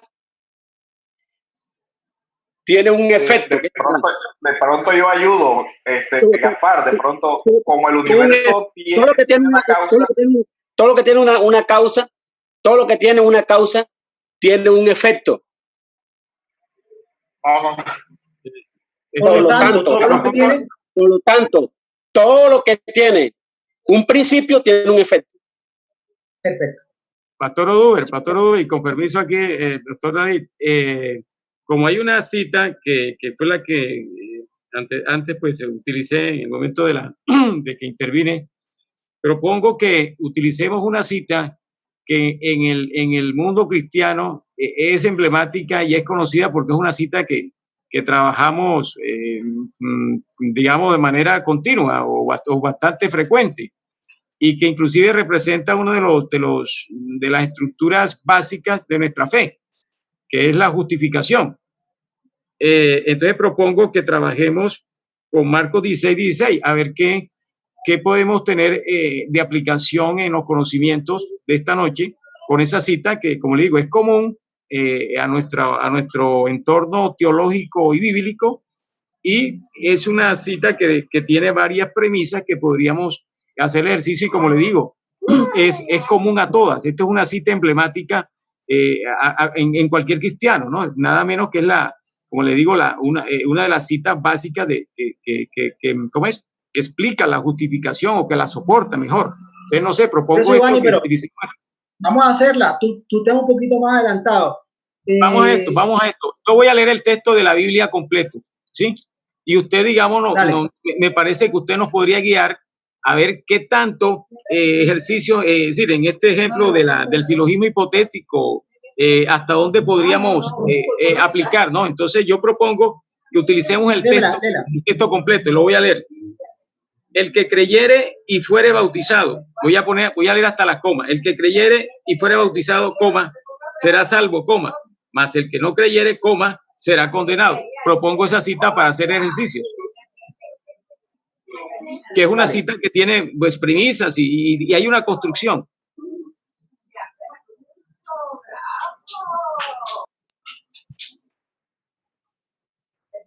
Yo no sé si usted, doctor David, podría bajarla de internet y la tiene al frente, y de pronto es más fácil para que hacer unas aplicaciones con la enseñanza de hoy. No sé si es posible así. De pronto se le facilita. Vamos a colocarlo acá. El que creyera y fuere salvo No, pero el que creyera y fuere bautizado, el que creyera y fuera bautizado, será, el que creyera y fuera bautizado será salvo. Pero el que no creyere y fuere bautizado ya ha sido condenado. No, exacto, más el que no creyere será condenado. Perfecto. Más el que no creyere será condenado. A ver hasta dónde estira la aplicación. Sí, en la práctica lo primero que tenemos que hacer lo primero que tenemos que hacer es decir cuál es nuestro contexto de argumentar. Es que la segunda premisa ahí se está negando la primera, o sea, ahí se está negando la primera premisa. Por eso, entonces, ahí realmente lo que yo quiero, no quiero avanzarlo más de lo que quiero trabajar hoy. Simplemente lo primero que les digo, en materia lógica yo puedo utilizarlo para justificar algo. ¿Qué quiero justificar? Lo que quiero justificar lo puedo utilizar con cualquiera de las dos.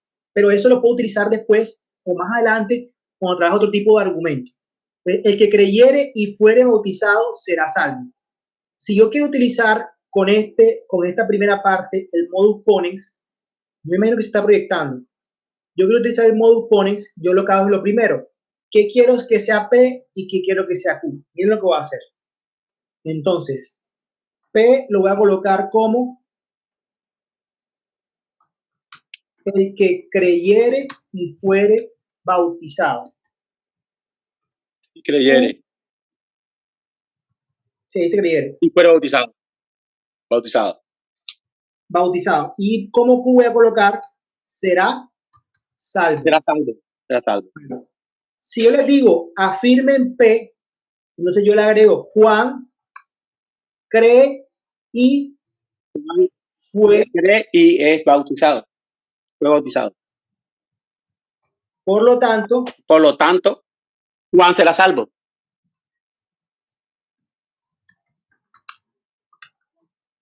Ahí estoy utilizando un modus ponens.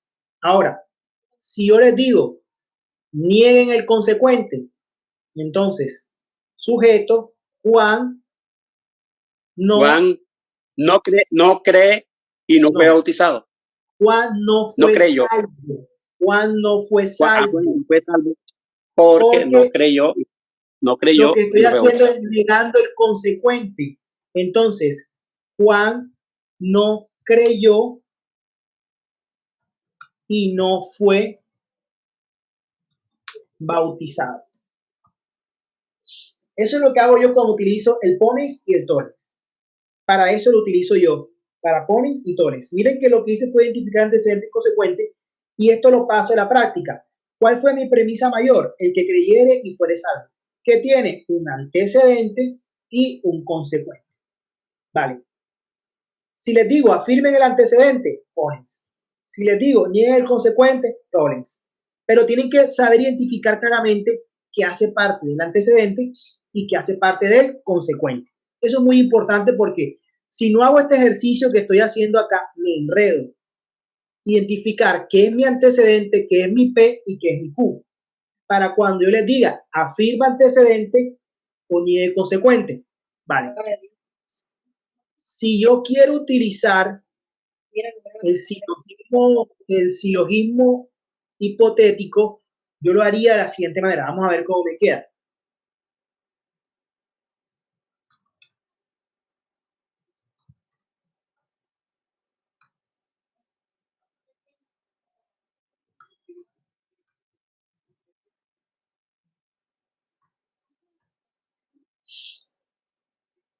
Dice la Biblia que quien creyere y fuere bautizado será salvo. Miren que mi Q sigue siendo será salvo.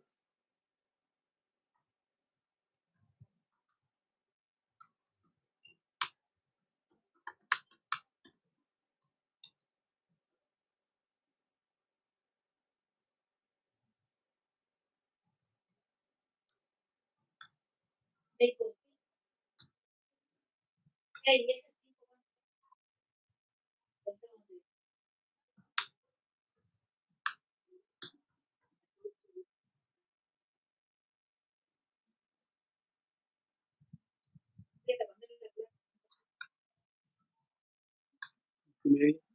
7:30.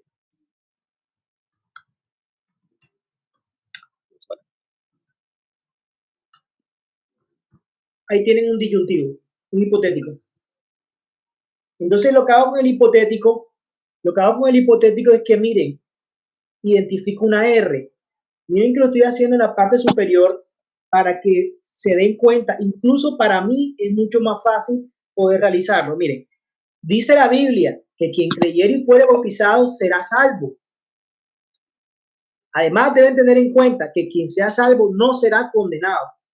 Por lo tanto, quien creyere y bautizare no será condenado. Eso es un silogismo hipotético. Es lo mismo que están utilizando ustedes, pero hay una transitividad que parte de creer y ser bautizado para decir que no seré condenado. Y con eso lo puedo utilizar de manera indefinida. Quien no sea condenado recibirá la gloria de Dios. Y a esto le volví una S.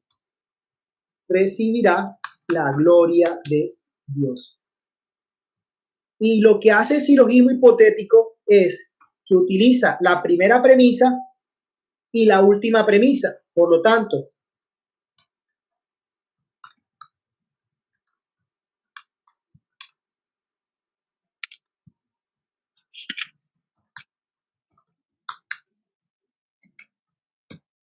y así le puedo agregar la premisa, la cantidad de premisas que yo quiera. Esa es la ventaja del silogismo hipotético, porque me permite llevar a cabo eso que se llama transitividad. Ustedes pueden pararse simplemente en un discurso y decir, señores, miren, quien crea y fuere bautizado será salvo, porque quien es salvo no será condenado. De esa manera, quien no sea condenado recibirá la gloria de Dios. Por lo tanto, quien cree y sea bautizado recibirá la gloria de Dios. ¿Quieres recibir la gloria de Dios? Bautízate. Eso me permite a mí hacer un silogismo hipotético. Me da esa posibilidad. Te quiero convencer de que te bautices. ¿Por qué? Porque si te bautizas, no solamente vas a recibir la gloria de Dios, además no serás condenado y serás salvo. Eso es lo que hace el silogismo hipotético. Esto hay que practicarlo. Yo se lo digo desde ahora, es muy cortico el tiempo para hacerlo. Hay lecturas que les puedo recomendar para que las trabajen, pero tienen que comenzar a tener en cuenta estas partes que son muy básicas. Bueno. Quisiera hacer un aportico. Dime. Con respecto a los hermanos, usted, digamos, como ha utilizado palabras que se utilizan en el tema de argumentación, entonces ha utilizado la palabra discurso. Entonces, como para comentarle a los hermanos que asimilen, hagamos una comparación. Entonces, o utilicemos más bien, en vez de discurso, digamos, como ya en nuestro medio, sería la construcción del sermón, ¿sí? El doctor David utiliza la palabra discurso porque es la conceptualización que se utiliza en este tema de la hermenéutica y la argumentación, ¿sí? Entonces, como un aporte a los hermanos, ¿sí? Como para articular los dos ambientes, el ambiente secular y el ambiente acá bíblico, o teológico, perdón. El sermón entonces, Giovanni, gracias por la oración. El sermón entonces es una especie de discurso. Sí, claro, sí, podría, dentro de la argumentación, sí, podría ser como, ahí estaríamos en el tema de lo que, eso que vemos que género y especie, podríamos estar metidos en ese tema de género y especie. Si no quise el aporte como para ayudar a ambas partes, a usted, digamos, llevarlo al tema bíblico y a los hermanos llevarlo al tema de la conceptualización que se utiliza en argumentación como para hacer una articulación. Perfecto, gracias, Giovanni. Sí, es así. Si no lo había relacionado. El discurso es un término que se utiliza en retórica, que es la herramienta para una herramienta argumental, una denominación para poder dirigirse a otras personas. El sermón es, por lo tanto, una especie de discurso. Realmente cuando uno hace un sermón, hace un discurso, o cuando un político se monta dentro de una plataforma, hace un discurso, o cuando un abogado presenta un alegato, hace un discurso. Es la misma regla, pero en diferentes escenarios. Se denomina por eso discurso. hay unas reglas del discurso.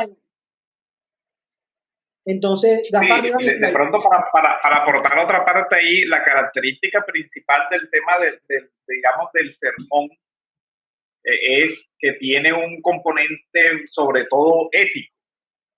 O sea, se apunta a una estructuración, digamos, más ética, diferente, por ejemplo, a un discurso jurídico o a un discurso político. Entonces, digamos que también hay que ver, digamos que el objetivo que se persigue con el sermón, sobre todo es una edificación o una instrucción pues de tipo que va al pensamiento o al sentimiento o a las acciones. La retórica clásica es epilíptico, o sea, sobre contenido, sobre todo moral, es dentro de la categoría que está, pero sigue las mismas reglas de la argumentación. Recuerden que cuando hablamos del tema de la razón, de la fe y razón, decíamos que la fe, la fe desde la concepción cristiana exige la razón, y en este sentido nuestro sermón debe tener una justificación. Es decir, las afirmaciones que nosotros vamos a hacer deben tener una justificación. Y recuerden que a nosotros se nos exigen, digamos, dos justificaciones ahí mismo. Primero, yo tengo que justificar mi interpretación, aunque no lo voy a hacer extensamente, yo tengo que decir, este texto tiene este sentido, como cuando, digamos, el juez interpreta una norma, tiene que dar una justificación de su interpretación y después una aplicación. Y esa aplicación también tiene que tener una justificación. Nuestro sermón también tiene que tener una justificación de la interpretación que yo estoy haciendo y evidentemente desde ahí una justificación de la aplicación que yo voy a hacer. Vale, entonces ya para terminar vamos a colocar acá el más fácil de todos es el hipotético. El silogismo hipotético me da la posibilidad a mí de afirmar o negar. Si P entonces Q, si Q entonces R. Por lo tanto, ese ya lo hablamos. El disyuntivo, P o Q, no P, por lo tanto Q. ¿Qué significa? El presidente debe ser de Lacayo o Fajardo, es uno o el otro.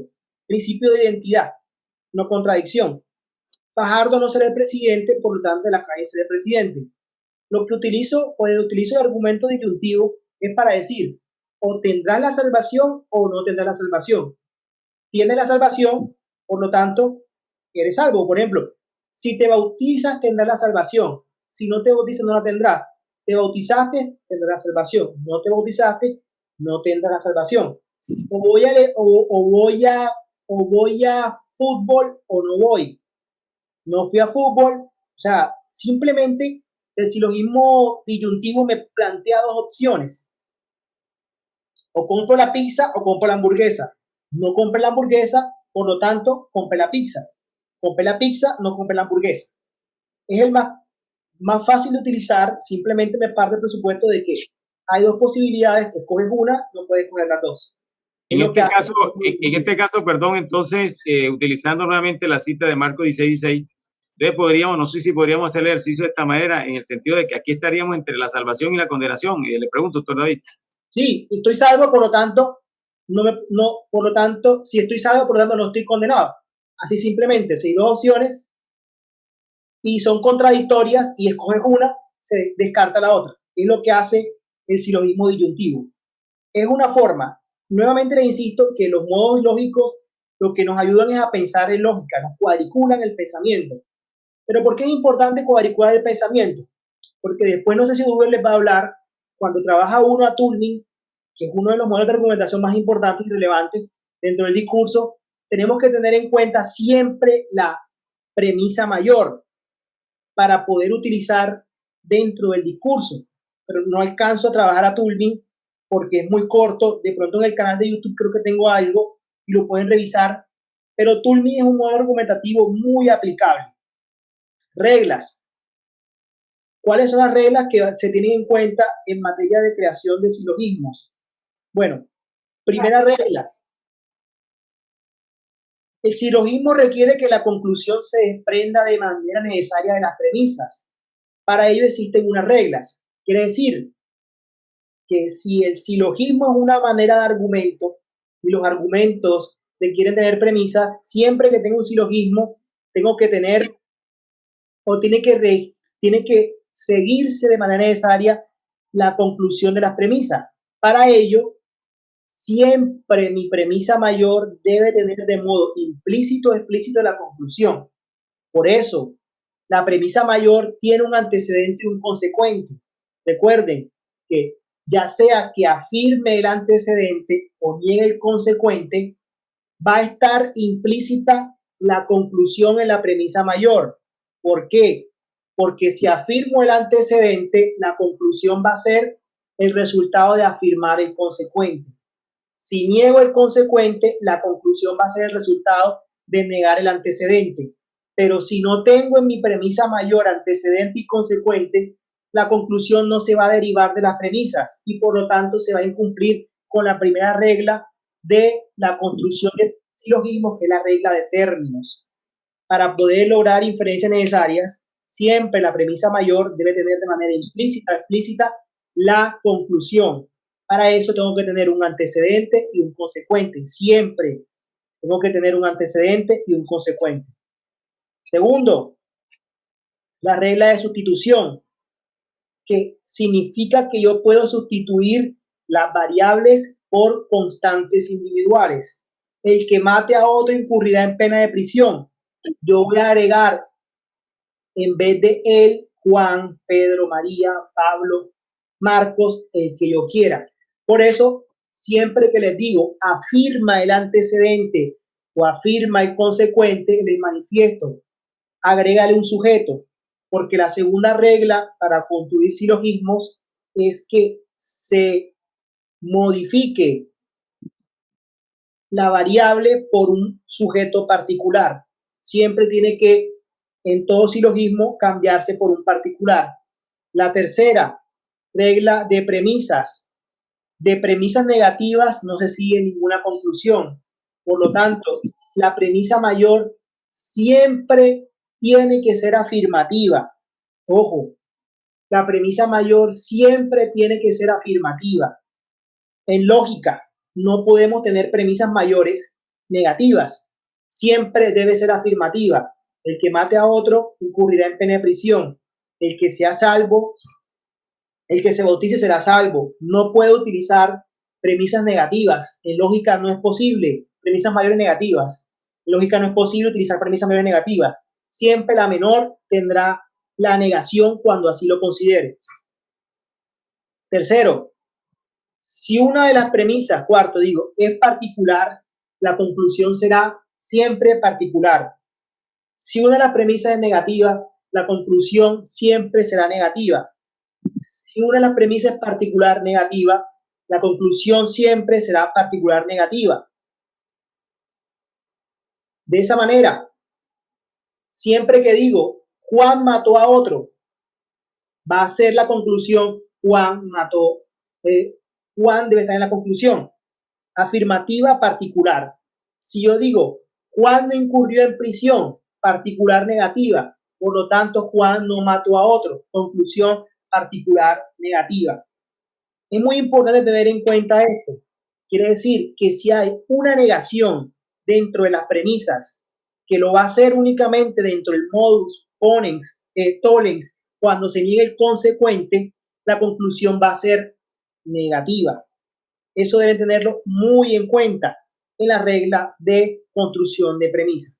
Entonces, eso es lo que les puedo presentar hasta ahora, Uber Video que hasta las 7:30, como un abrebocas de lo que son los argumentos deductivos.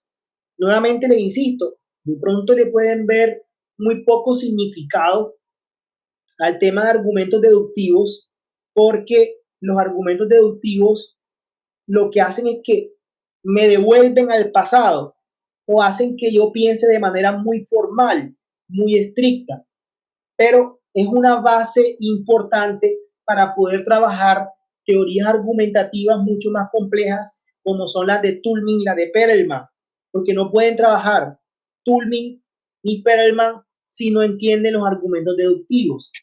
Entonces, si lo van a leer para avanzar dentro de categorías argumentativas más avanzadas o estructuras argumentativas más avanzadas, es importantísimo que lean estos modos, tomaron apunte, lo revisan y luego profundizan dentro de los demás. Ya si Oduber más adelante me invita y quiere que les trabaje el tema de Perelman o el tema de Turing, lo podría hacer en una clase, o sea, de 1 hora cada uno más o menos, para poder trabajarlo, pero tienen que estar muy, muy, muy afianzados estos, o no les va a servir de nada para poder trabajar esos dos que son más importantes, y es como tendría sentido esto, porque así por sí solo, además del hipotético, que es muy importante y muy aplicable, realmente el tollens y el ponens no son tan relevantes dentro del discurso, aunque no dejan de ser importantes. Pero para poder sacarle el verdadero jugo a esto, habría que hacer un paso más adelante dentro de el modus ponens y el modus tollens. Entonces sería eso, señores, hasta la hora 7:30, lo que les podría aportar dentro de los argumentos deductivos. Oduber.